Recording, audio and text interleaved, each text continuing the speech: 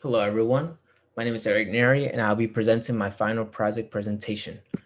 The topic I chose was political and social stances in the workplace.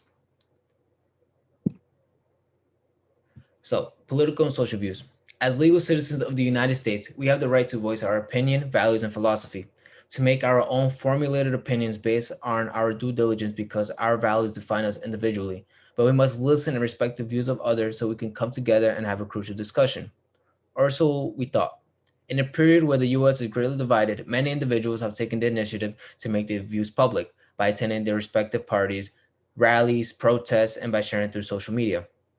Friends and family cut in relationships due to differing standpoints, making assumptions, and name calling has plagued the US. As it transitions to cancel culture, political boycott, far left and far right movements, and abuse of privilege. This has sparked mass discussions and attention that employers might not want their business being exposed to. A possible influence of political culture in the workplace can make or break the business model. How can employers find a reasonable solution? It's important to pinpoint that when talking about politics or social discussions, that when you're talking about it, it's important to point out that you're entering a crucial discussion. So a crucial conversation or discussion is when the stakes are high, opinions vary, and emotions run strong.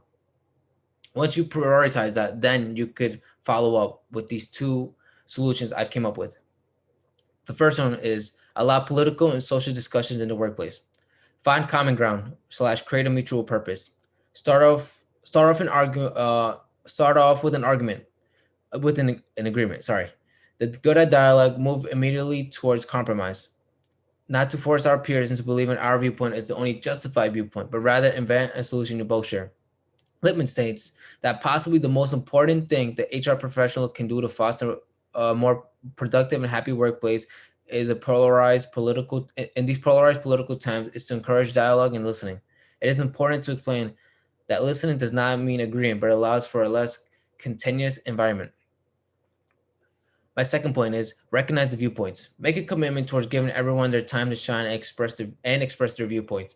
To express why they're pushing for this agenda. Then, as the employer, analyze what is said and separate the demands from the purpose it serves to brainstorm new participant strategies of compromise. Don't let the politics get in the way of the actual work that has to be done. Set up a meeting once a month to discuss and let some steam out. As employees in the workplace, everyone has to listen to the opposing views without jumping to conclusions. Individuals are so quick to judge based on political views. Not every Republican is a racist, nor every Democrat is a dumb liberal. So now my second solution would be to regulate political and social discussions in the workplace. Make the policy clear. Enforce the policy as if it were the law. Have the employee fully analyze the context of the policy and have them sign an agreement to keep the politics away from the workplace.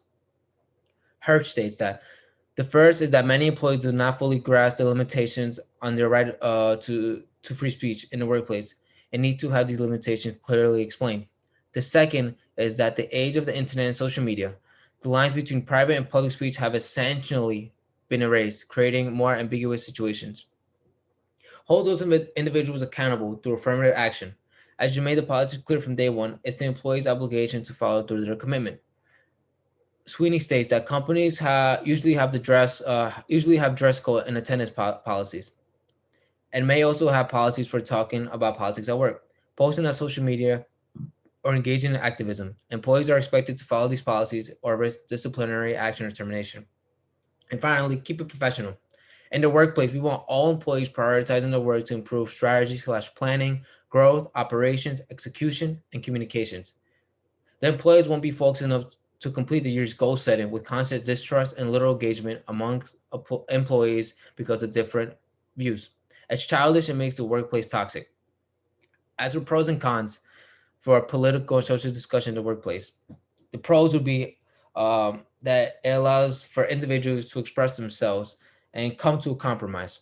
As for cons, if the discussion goes really bad off the bat, it can lead to quick escalation of arguments, dividing the employees, further creating division amongst the workplace. As for regulating political and social discussion in the workplace, pros would be that the workplace is strictly business. You come to work and do what you want after. You must separate your professional life from your private life. It's a fairly simple model, a traditional model. As for cons, employees will feel their voice is suppressed and say it's a violation of the freedom of speech. Keep the work. I take on a solution to keep the workplace professional, to regulate political and social views in the workplace. The best approach in any business is to in can take an approach in political slash social views is to keep it at a minimum and strictly keep the workplace professional. It is reasonable to deduce that workers treat each other differently after making the views public, a division in the workplace. The opposing side could possibly come with the intent in shaming and harassing the individual, making the workplace toxic. You must hold those accountable for not following the policies. Policies are in place to govern the workplace, to ensure all internal users are compatible with collaborating together rather than having a hidden agenda. We don't want individuals thinking that internal workers' viewpoints represents the business as a whole. For example, in a scenario, an internal worker praises white supremacy. Now, individuals would think the business is tolerating these actions and can jump to the conclusion that the business praises white supremacy. Now, this comes at the business expense because now the business loses all partnerships, relationships, funding, reputation, credibility, and ultimately goes under.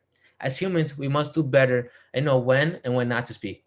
Employers hire individuals because their professional goals align with company values.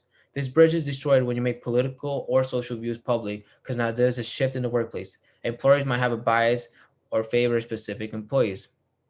To add on to this, let's say that a company leans more democratic and now there's a promotion up or a salary raise.